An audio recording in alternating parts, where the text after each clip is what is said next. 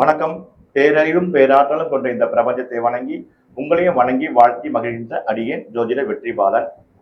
ஜூலை மாத ராசி பலனை பார்ப்போம். ஜூலை மாத ராசி பலன் பார்ப்பதற்கு இந்த மாத பலன்களாகிய மாத கிரகங்களாகிய சூரியன், சுக்கிரன், புதன் மற்றும் செவ்வாய், இந்த 4 கிரகங்களுடைய கோல்சார நிலைகளை வைத்துதான் மாத பலன்கள் நம்ம சொல்லுவோம். இந்த 4 கிரகங்களுடைய இந்த கோல்சார நிலவரத்தை இந்த மாதம் எப்படிலாம் கிடக்குதுன்னு பார்ப்போம்.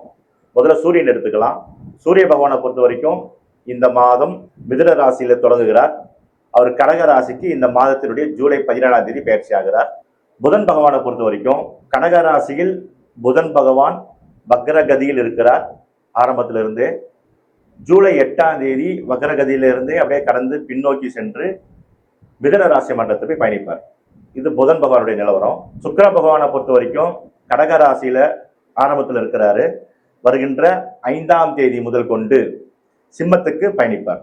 அப்போ அவர் சுக்கிரனை பொறுத்த வரைக்கும் ஒரு 5 நாளுக்கு அப்புறம் சிம்மத்தில் இருக்கிறதுனால சிம்மத்துல தான் அவரை நம்ம பயன்படுத்திக்கலாம். செவ்வாய் பகவானை பொறுத்த வரைக்கும் இந்த மாதம் முழுக்க ஆரம்பத்திலிருந்து கடைசி வரைக்கும் இறுதி வரைக்கும் தன்னுடைய ராசியிலிருந்து 2ஆம் இடமாகிய ரிஷபராசி மண்டலத்தை பயணிக்கிறார்.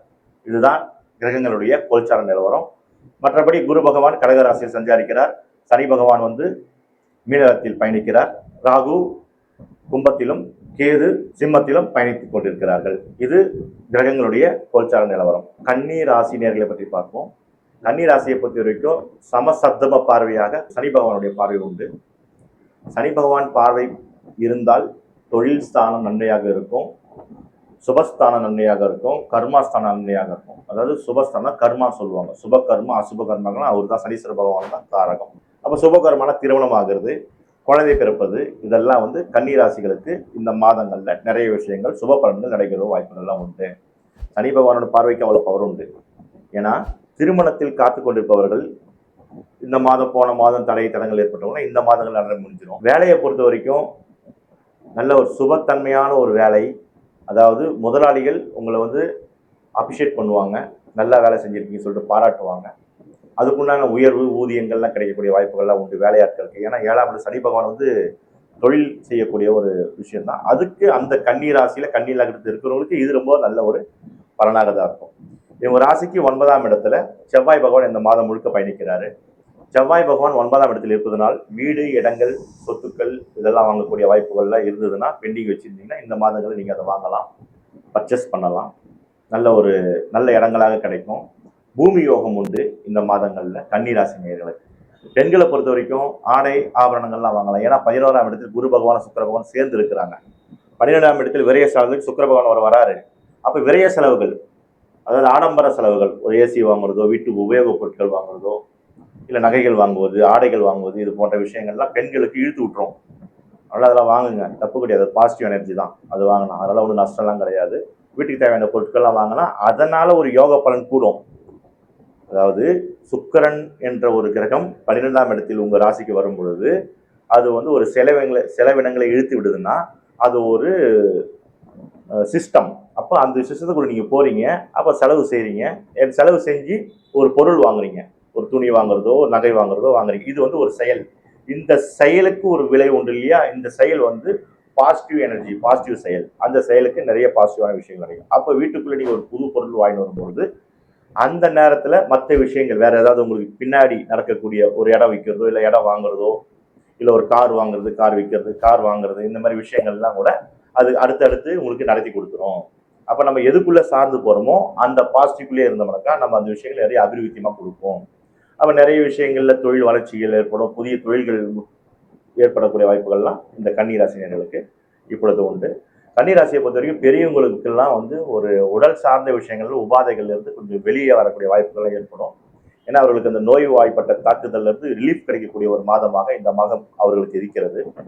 மாணவர்களை பொறுத்த வரைக்கும் நல்லா செட்டில் ஆகிட்டு இருப்பாங்க. அவங்க சரியான தேர்வு செய்து கரெக்டான ஒரு கல்லூரி படிப்பு, அவங்க டிபார்ட்மெண்ட் எல்லாம் கரெக்டாக போய் செட்டில் ஆகிட்டு இப்போ அப்படியே அவங்களுக்கு கொஞ்சம் வளர்ச்சி கொஞ்சம் முன்னோக்கி போயிட்டு இருக்கும். அதனால மாணவர்களை பொறுத்த வரைக்கும் வெல் செட்டில்டு. தொழில் செய்பவர்களுக்கும் நல்ல முதலீடு செய்து தொழில் செய்யக்கூடிய வாய்ப்புகளை இந்த மாதங்கள் அவர்களுக்கு அனுகூலமான ஒரு மாதமாக தான் இந்த ஜூலை மாதம் அவர்களுக்கு இருக்கும்.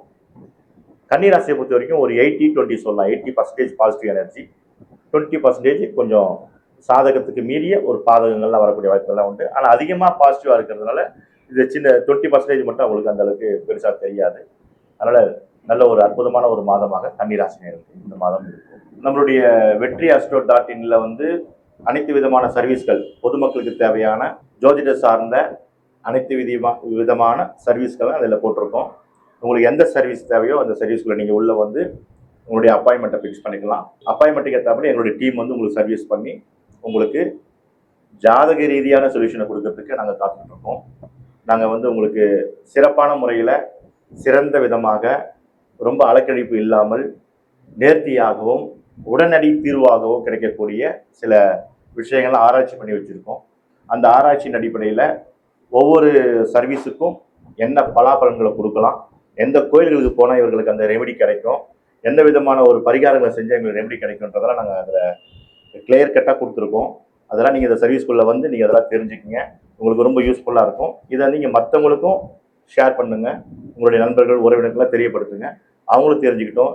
ஏன்னா நம்ம உறவினர்கள் மற்றவர்கள் நண்பர்கள் எல்லாமே ஏதோ சில பிரச்சனைகள் இருப்பாங்க. அவங்களுக்கும் இந்த வெப்சைட்டை நீங்கள் அவங்களுக்கு ட்ரான்ஸ்ஃபர் பண்ணிங்கன்னா அவங்க பார்த்துட்டு உள்ளே வந்தாலும் அவங்களும் இதில் பலன் அடைவாங்க. அதனால் உங்களுக்கும் அவங்க தேங்க்ஸ் சொல்லுவாங்க.